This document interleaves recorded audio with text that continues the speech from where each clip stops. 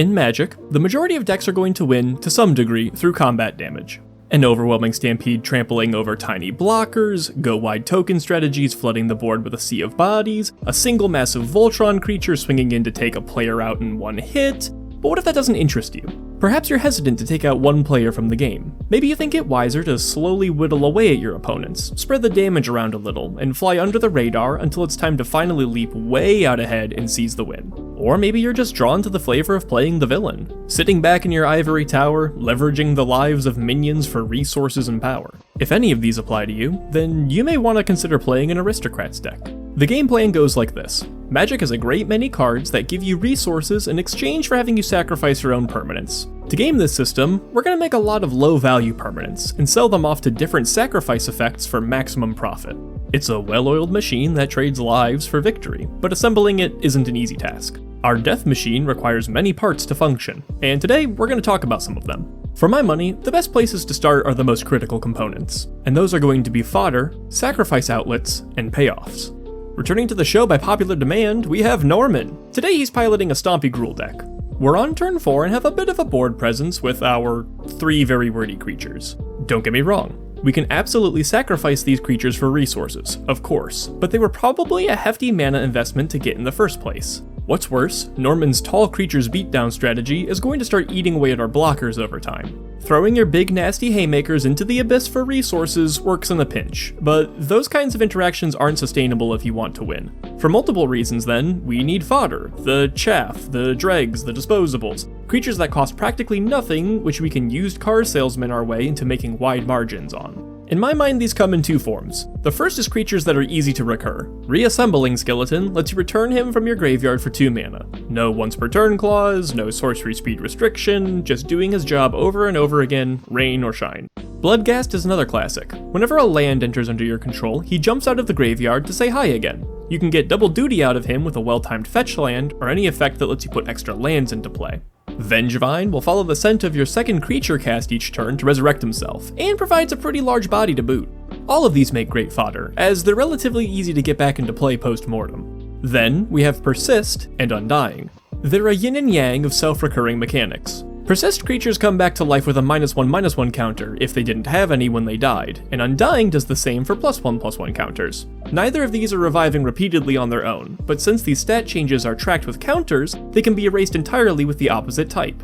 For example, a -1/-1 counter cancels out with a +1/+1 counter. They don't both go on the creature together. This leaves the creature unmodified and ready to persist again. If you're trying not to go infinite though because you're in a lower bracket, be careful with these mechanics as it's very easy to accidentally combo with them.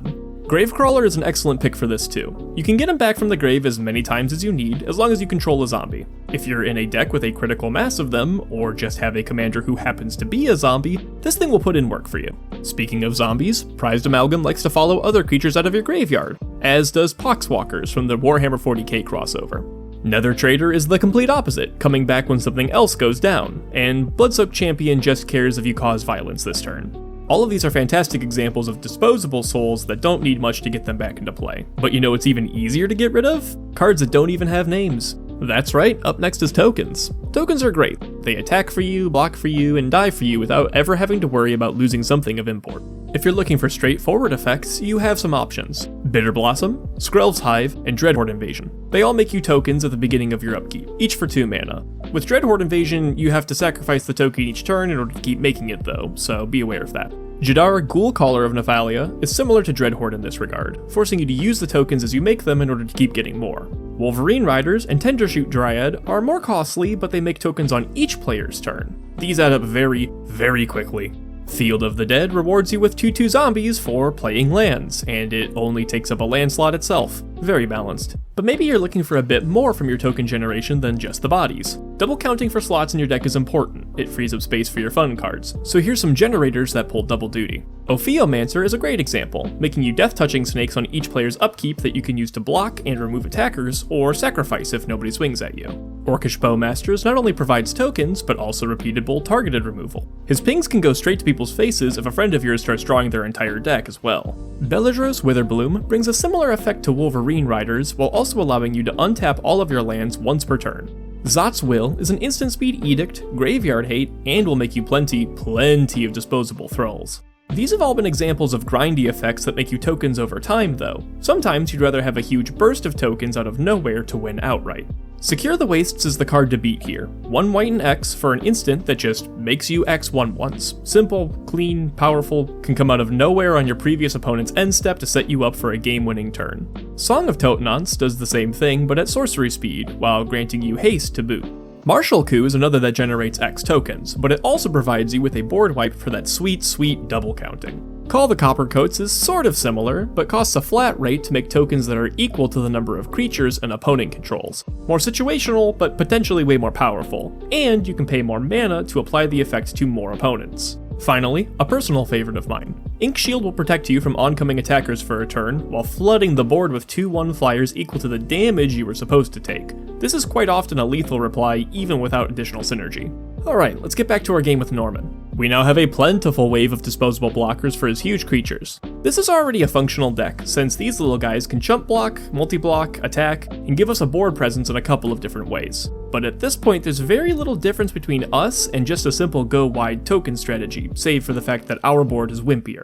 There's currently no real reason for any of our little soldiers to die, and that's where payoffs come into play. A payoff is going to be any card that gives you a benefit when creatures die. Maybe the most famous example of this is me. Well, the card Blood Artist. He's a 2-mana 0/1 that drains an opponent for 1 life whenever anyone's creatures die. This is the litmus test. If seeing this card excites you, you're probably going to enjoy an Aristocrat strategy. Continuing the theme of Blood Artist himself, we have some other Aristocrats that will get the life totals dropping. Vengeful Blood Witch is basically Blood Artist, but only sees creatures you control die. Falconwrath Noble is a more expensive Blood Artist, and Vein Ripper is like 2 Blood Artists taped together. He also has a hefty ward cost to keep himself sticking around. If you want something that does a little more for you, Mayhem Devil's an option. It only triggers on sacrifice, but the damage it deals can be pointed at creatures and planeswalkers for repeatable removal. But maybe hurting one opponent at a time is too slow for you. Well, luckily, we have a great many of these effects that have a more egalitarian view of where damage should go. Zulaport Cutthroat shows off the difference here. For the same mana as Blood Artist, he only triggers when creatures you control die, but the loss of life applies to all opponents. Cruel Celebrant is practically the same card, but counts your planeswalkers too, I guess. Bastion of Remembrance is Zulaport on an enchantment, and it makes you a token to get the ball rolling. Funeral Room is like Bastion, without the token, but stapled to an expensive Resurrect My Graveyard button. Poison Tip Archer and Vindictive Vampire are overcosted for this effect, but help with redundancy. Ellis Ilkor gains you life when creatures enter under your control, but still hurts opponents when they pass away. You can get kind of a similar job done with Meathook Massacre, but it also helps you wipe the board while creating a massive life swing. If you're in a token strategy, Mirkwood Bats will help burn the table whenever you make or break them. This will have life totals dropping substantially, and it's often a lightning rod for removal. Just be aware of that. Sir Conrad the Grim is pricey, but comprehensive. Whenever a creature enters the graveyard from anywhere or leaves your graveyard, he pings your opponents for 1. As if that wasn't enough, he's got a mill engine tacked on, just for good measure. I promise you, this card will always overperform. But there is so much more to do than just knock players out. Want some removal? Grave Pact, Butcher of Malakir, and Dictate of Erebos will all make sure your opponents are losing their big important creatures whenever you knock off a disposable token. These are pretty impressive though, so be aware they can warp the game around them. If you want something a bit more tame, Teysa, Orzhov Scion, makes you tokens and turns them into exile removal later. Patron of the Vein will destroy a creature upon entering and then becomes a massive flying threat over time. If you're a fan of the massive flyer effect of this, Obnixilis Unshackled has it while also punishing players for tutoring. Cordial Vampire also offers it at a much cheaper mana cost, but he doesn't come with flying. For making mana, we have more limited options, but they're still pretty potent. Pitiless Plunderer makes you treasures whenever your creatures die, turning board wipes into payouts. Life Insurance does this when anyone's dies, compounding the money grubbing, and the original Black Market makes you huge bursts of mana each turn that increase with your head count. The third and most potent of our resources, Card Advantage, is paid off in spades in this archetype. It may very well be the easiest resource for us to make outside of damage. Skull Clamp, bam, draws you 2 cards when the equipped creature dies. It's also a pretty good sacrifice outlet on its own if you have 1 toughness creatures. Transmogrid's Crown is what Skullclamp should have been, which is to say, still an efficient card, but not outright broken. Midnight Reaper and Grim Haruspex draw cards whenever your non-token creatures die, but not everyone got the memo about keeping it to non-tokens. Smothering Abomination just cares that the creatures were specifically sacrificed to get you cards, and Morbid Opportunist lets you step on a spider for all it cares. It'll still give you the card, but only once per turn. If you're into burning mana, Harvester of Souls is an oldie, but still pulls his weight. He has the non-token clause, but works on your opponent's creatures as well as your own, so he also loves to witness a board wipe. If you want your boys dying to make new boys, then A, you're a sick monster who's driven by bloodlust, and B, we can make that happen. The following only trigger on non-token deaths, because otherwise they would instantly just go infinite. Open the Graves gets you a 2/2 zombie. Sekkuar, Deathkeeper, god I hope I'm saying that right, makes hasty 3/1s. Jaren requires humans to die and makes, you guessed it, 1/1 humans. And Ogre Slumlord gives you death-touching 1/1 rats. The last one is an outlier, as he works when anyone's non-tokens hit the bin, not just yours. Finally, the big one, Alenda the Duskrose. She gets bigger and bigger as any creatures on the board die, and then when she finally does, she explodes into a number of 1/1s equal to her power. Alright, let's leave some of these up and show Norman who's boss. We have a couple 1/1 lobster tokens and a Grave Pact. Time to put Norman in a bad spot. We swing and he's gonna have to block if he doesn't want to take all that damage. And, he's not blocking. Oh wait, right, we start at 40 life. I was hoping for more out of this board state. So what's wrong here? Unfortunately for us, our opponents are not blind. They can read our effects clear as day and know it's unprofitable to give us what we want. Our creatures are worth more to us dead than alive, and so they just won't be blocked. Remember the old adage, if you want something done right, you have to do it yourself. In this case, it's up to us to control the speed at which lobsters die. This is maybe the most important aspect of an aristocrat strategy, and that's the sacrifice outlets. A sack outlet is anything that allows you to axe your own creatures on your terms. Ideally, they'll cost you no mana to activate and work repeatedly.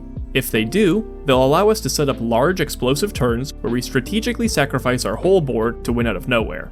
If you're looking for somewhere to start, here's some powerful examples. Carrion Feeder and Viscera Seer. These two set the standard for me. Both are free to activate, only a single mana to cast, but only give you a minor benefit. Carrion Feeder gets bigger, and Viscera Seer lets you scry. There's something to be said about efficiency though, and when you're planning out your big win the game turn, you don't want your sack outlet to hog all the mana, and these creatures certainly do not. Next up we got Goblin Bombardment, a 2-mana enchantment which turns your creatures into targeted damage. You can point it at creatures that are giving you trouble across the board, and when those are mostly taken care of, start accelerating the burn on your opponent's life totals. Warren Soul Trader is a newcomer, and a powerhouse. Each creature you sacrifice to it nets you a treasure token. It costs a life each time too, but there are plenty of infinite loops you can get into, especially with life drain, to offset that cost. Sadistic Hypnotist wins you games, just straight up and down. Each and every creature you sacrifice to him strips 2 whole cards out of someone's hand. It's only at sorcery speed, but let's not pretend like this isn't an insane effect, even with the restriction. Spawning Pit's a fun one. Every time you sacrifice to it, it gets a charge counter. Then you can pay 1 mana and 2 charge counters at any point to make 2/2s. This ends up keeping the machine churning longer than you'd expect it to, and it also enables some infinite combos. If you'd like to keep an important creature alive, Fanatical Devotion and Dark Privilege let you exchange less valuable lives for your aristocracy. Greater Gargadon is a single red mana and lets you sacrifice a variety of types of permanents, but you can only do it 10 times. After that though, it leaves you with a 9/7 body, which is no slouch, and can of course be itself sacrificed. Greater Good is a way to turn any large bodies into card draw. Once you're done with your Greater Gargadon, for instance, they can continue their service in death by netting you 6 whole cards through this interaction. Saving the best for last, we have Ashnod's Altar, Phyrexian Altar, and Altar of Dementia. These are the golden trio of outlets, and any aristocrat strategy would be remiss without one or all of them. Altar of Dementia can dump cards from your library into your graveyard to fuel reanimation effects, or maybe you can try to kill an opponent with Mill. Phyrexian Altar makes a mana of any color, and like Warren Soul Trader, has a tendency to be the crux of many infinite combos. Finally, there's Ashnod's Altar. Oh, Ashnod's Altar. If you untap with this thing, your opponents are going to see just how powerful turning your board into a billion colorless mana is. It makes sure your huge damaging turns are finished with something big and bombastic. Torment of Hailfire for 20, just a few dead chumps away from reality. If you're okay with outlets that aren't infinite free use, then you can get some really powerful limited effects. High Market and Phyrexian Tower. They both let you increase your rate of finding outlets by adding some, for no deck building cost, into your lands category. Attrition delivers on its name, letting you pay 1 black mana to trade your cheapo tokens for someone's heavily invested monstrosities. Sure, it only hits non-black targets, but it's still going to put in work. White of the Reliquary has to tap, but it gets you any land card straight to the battlefield. One activation gets a land sacrifice outlet, or any other powerful utility land, like Rogue's Passage. 2 activations will set up the infamous Cabal Coffers / Urborg combo all on its own. Mind Slash costs 1 mana to activate, and lets you look at other people's hands while choosing a card to take out of them. Braid's Arisen Nightmare forces opponents to choose to lose permanents or feed you cards. You're going to draw 2 or 3 cards off of this thing pretty reliably. Priest of Forgotten Gods takes 2 sacrifices, to force everyone else to sacrifice a creature, draw yourself a card, and make 2 black mana. She's as powerful as she is wordy. The reason I'm putting out so many examples here is that the leading cause of sitting there doing nothing in Aristocrats is the lack of a sacrifice outlet. Your engine can be as theoretically scary as you want. If things aren't dying, you're not getting paid. Redundancy in any critical component to a strategy is important, but I'm going to double and triple down on this one. Do not skimp on sacrifice outlets. But if you really hate the idea of running a lot of these, there is of course another way to ensure you always have one, and that's to make one your commander. Unlike Voltron's 4 pieces, this strategy has 3, so making one always accessible really helps trim some slots. Let's start with sacrifice outlets. Bartolome del Presidio. He's only 2 mana and he's an infinite use sacrifice outlet that gets bigger the more he eats. Ailey Eternal Pilgrim sacrifices to gain life, and then lets you start exiling non-land permanents repeatedly when you hit the 50 life threshold. Yawgmoth Thrain Physician is a whopping 4 mana creature that still makes an impact on Modern. That should tell you something. Sacrificing another creature draws you a card, and gives out a -1/-1 counter. This is already crazy. Any creatures, this includes tokens, become whole entire cards. Then, you can pay mana and discard cards to beef up those -1/-1s with Proliferate. This is a lot of relevant text for one creature.